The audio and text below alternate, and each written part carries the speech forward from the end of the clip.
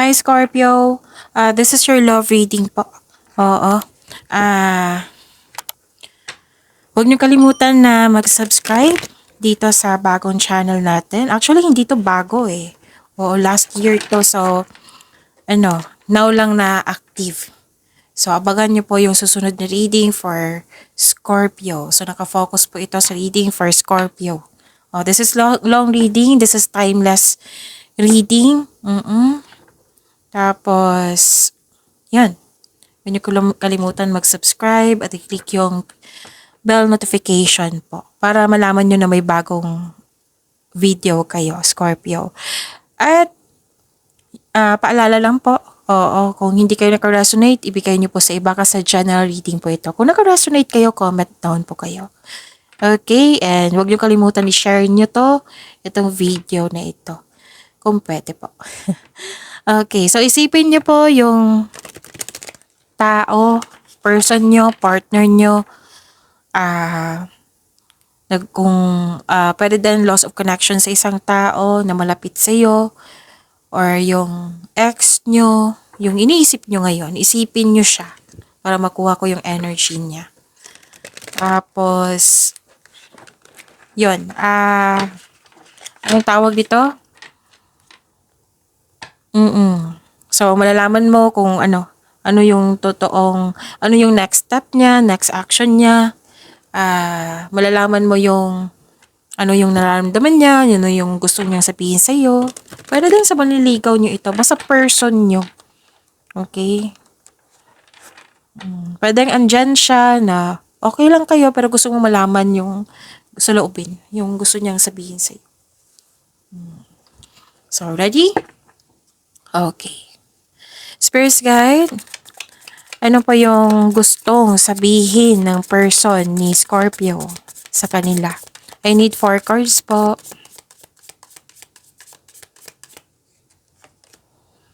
I know what you mean to me. I am ready to be with only you now. Okay?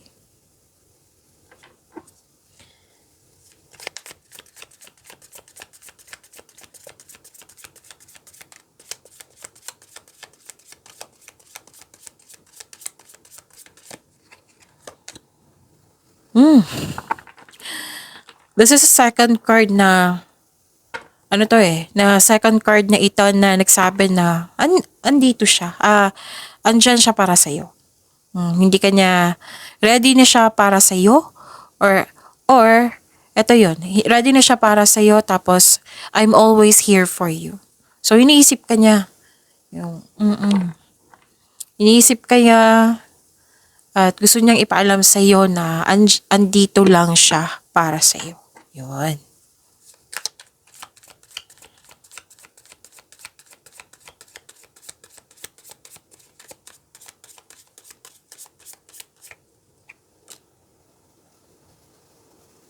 I need to own up to where I feel sure about this relationship.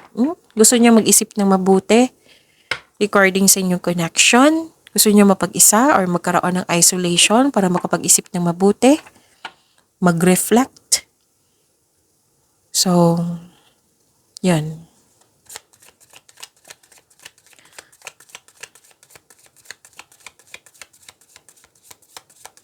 Para din na, nag-iisip siya kung magtatagal ba kayo or hindi. Kung sure na ba siya sa kanyang nararamdaman.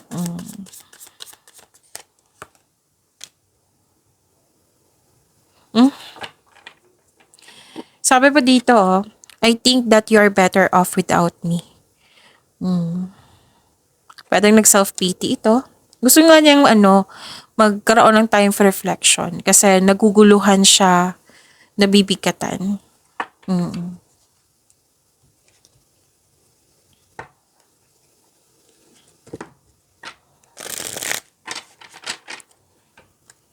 Para po kay Scorpio, sa love life po nila.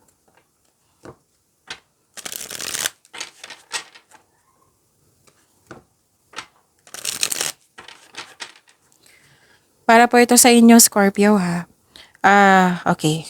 Spirit guide, ano po yung energy ni Scorpio sa love life nila?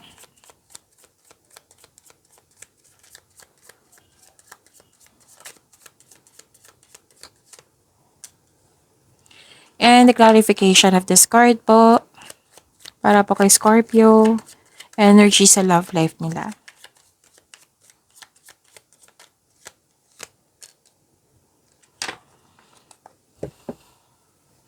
Okay. Kamusta ang energy ni Scorpio? Nakita ko dito na nagkaroon po ng parang may opportunity dito na hindi mo, what I meant is, may opportunity dito na tinanggap mo na pinagsisihan mo. Kaya ka bad mood. Or hindi mo gusto yung pagbabago. May nagbago eh. Hindi mo siya gusto yung pagbabago. Okay? At nakita ko dito na nagkaroon po ng confusion, hindi ka makagawa ng desisyon, na maraming balakid, gusto mong lumaban pero napanghinaan ka ng loob. Yung mas pinapaniwalaan mo ang mga bagay na hindi naman totoo, so check nyo yan. May nakita rin ako dito ang concern sa isang ma-pride na tao or mataas ang ego. May nakita ko dito ang concern na hindi nakikinig sa payo. Kailangan nyo mag-usap Ang advice kasi ng card dito, clear up any hurt feelings. Maaring mabigat sa loob mo ang confrontation na ito.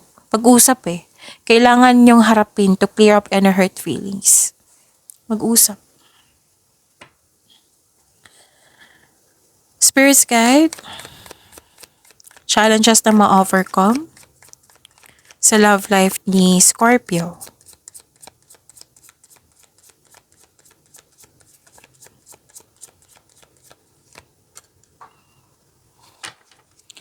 And the clarification of this card po.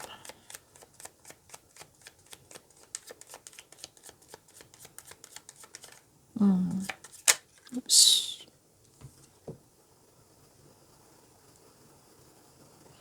So, challenges na ma-overcome ito Ma-overcome nyo to. Don't worry. Nakikita ko dito na nagkaroon po ng yun nga. Same pa rin. Yung sabi dito na may natanggap po daw kayo ng opportunity. Pero, okay. Okay. Correct ko lang Nagkaroon ng delay sa pag-uusap. Or ayaw mo munang makipag-usap sa kanya.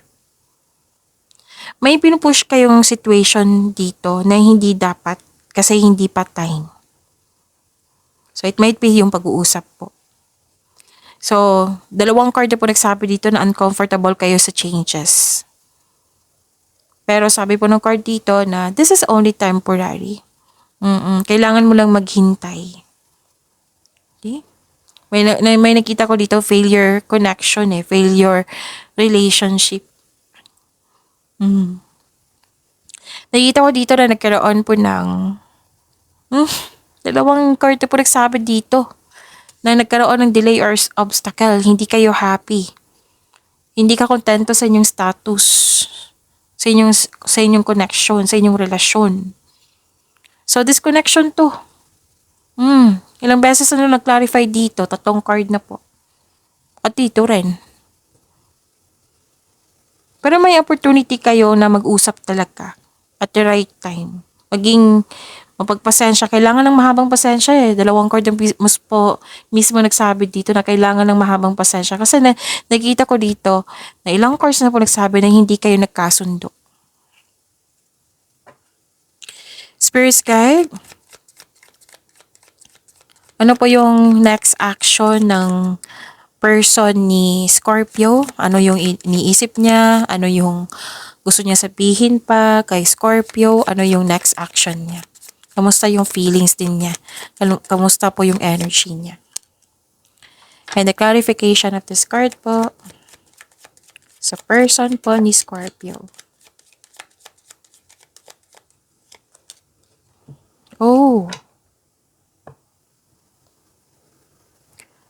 Yun huwag niyo kalimutan i-subscribe itong channel na ito. I-click yung bell notification para alam niyo na may bago tayong upload.